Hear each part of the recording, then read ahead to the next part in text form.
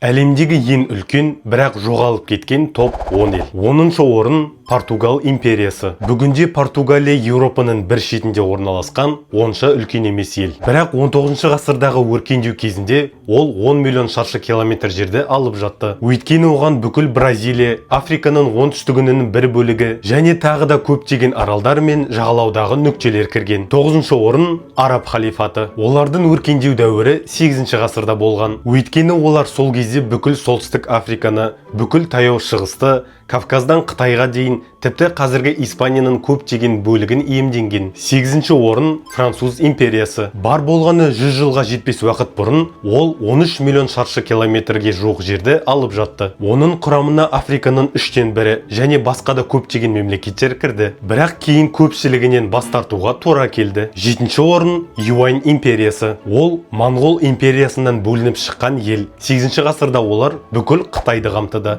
1, 2, ош!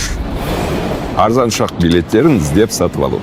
6-шы орын Цин империясы. Бұл Қытайлар. 18-ші ғасырда олар қазіргі Қытайдың бүкіл аумағын және орталық Азияның көптеген бөлігін иемденді. 5-ші орын Испан империясы. Тағы бір ұлы еуропалық отаршылар. Олардың ең өркендеген дәуірі Португалиямен бірігіп әлем бойынша 20 миллионнан астам жерді билеген кезі болды. 4-ші орын Кеңес одағы. Иә, бізге жақсы таныс. Бұл түзіндегі ең кеш мемлекет. 1991 жылға дейін оның аумағы 22 миллион шаршы километрден асқан. Енді үздік үштікке көшейік. 3-ші орын Ресей империясы. Ол өзінің шарықтау кезінде КСРО-дан да үлкен болды. Өйткені 19-шы ғасырда Алясканы және Финляндияны да иемденді. 2-ші орын Моңғол империясы. Бұл әйгілі Шыңғысхан. Ол осы империяны құрды және Дунайдан Жапонияға дейін, Новгородтан Камбоджаға дейін жарты әлемді жаулап алды. Айтпақшы, мен есімім Нұрмұхан. Әлемнің қызықты деректерін білу үшін маған жазылуды ұмытпаңыз. Ал бірінші орында